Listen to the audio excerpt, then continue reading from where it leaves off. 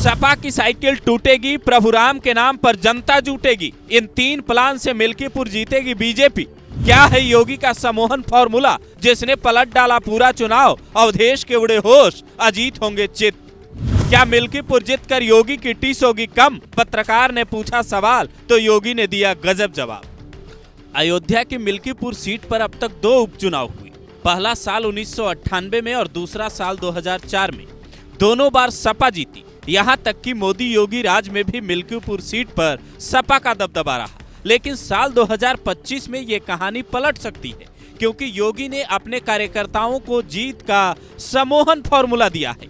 ये फॉर्मूला क्या है, इसे समझने के लिए अगले 60 सेकेंड तक आपको ये वीडियो देखना होगा। दिल्ली रैली के अगले ही दिन योगी मिल्कीपुर में रैली को संबोधित करने पहुंचे और सपा के धागे खोल दिए। मोईद खान का नाम लेकर योगी ने जो कहा, उसे सुनकर कई लोग ये कहने लगे, पिछली बार आरक्षण की झूठी अफवाह में भटक गए थे, इस बार पापियों का साथ देने वालों का साथ नहीं देंगे। योगी ने मोईद पर क्या कहा, जरा वो सुनिए, फिर सम्मोहन फॉर्मूले वाली बात पर आते हैं। एक दलित बेटी के साथ, इज्जत के साथ खिलवाड़ करने वाला मोईन खान इनका हीरो होता है। अरे बेटी तो बेटी है, उस बेटी का सम्मान होना चाहिए था, उसकी सुरक्षा होनी चाहिए थी। सफाई दे रहे हैं कि डीएनए जांच होनी चाहिए। अरे उस बेटी का बयान पर्याप्त है, लेकिन फिर भी ये लोग बेटी की इज्जत के साथ खिलवाड़ करते हैं। यही समाजवादी पार्टी का वास्तविक चरित्र है। योगी ने अपने पूरे भाषण में सपा के चाल चरित्र, अखिलेश के महाकुंभ विरोधी बयान और मुलायम राज में कार सेवकों पर हुई बर्बरता पर फोकस किया, जो ये बताता है योगी मिल्कीपुर वालों को पुरानी बातें याद दिलाकर एकजुट करना चाहते हैं। मिल्कीपुर में भी ये चर्चा आम हो चली है कि सपा प्रत्याशी अजीत प्रसाद के अंदर वो बात नहीं है जो उनके पिता अवधेश प्रसाद में। इसीलिए परिवारवाद के मुद्दे को भी योगी ने जोर शोर से उठाया और वहां के कार्यकर्ताओं को जीत का नया मूल मंत्र दिया। क्या है सम्मोहन फॉर्मूला? स से समाजवादी पार्टी के कारनामे। अयोध्या में प्रभु श्री राम का मंदिर बनने का कैसे सपा ने विरोध किया, ये याद दिलाकर योगी सनातनियों को एकजुट करना चाहते हैं। मो से मोईद खान का कांड, एक नाबालिग लड़की के साथ मोईद ने जो किया और उसके बाद सपा ने कैसे उसका साथ दिया, डीएनए टेस्ट तक बात पहुंच गई, इससे सपा का महिला वोट बैंक छिटकेगा और इसके लिए बाकायदा योगी एक नया नारा भी दे रहे हैं। देख सपाई बिटिया घबराई।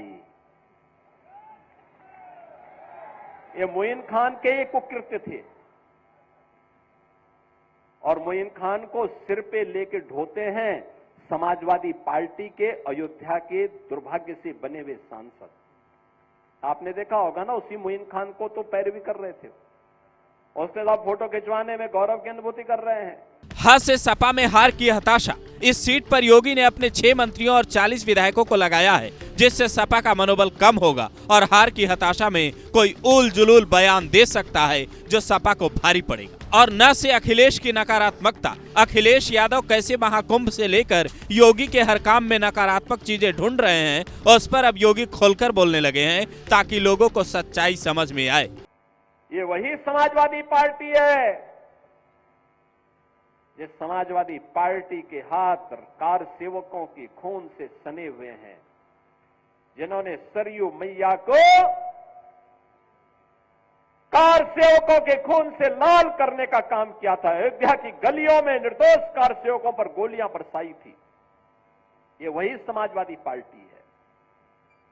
अयोध्या में राम मंदिर का विरोध करती है,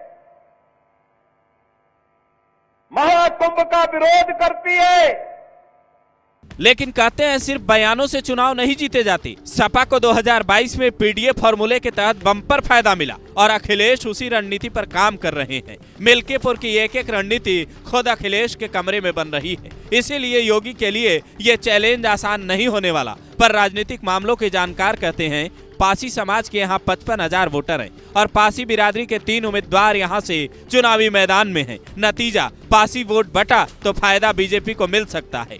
बीजेपी ने इस बार बाबा गोरखनाथ की बजाय नए चेहरे चंद्रभानु पासवान को टिकट दिया है, जिससे लोग संतुष्ट हैं। करीब 50,000 सवर्ण वोट जिधर जाएगा जीत उसकी ही होगी। इसीलिए योगी और अखिलेश दोनों की नजरें बाकी जातियों के साथ साथ सवर्ण वोटर्स को लुभाने पर भी टिकी है।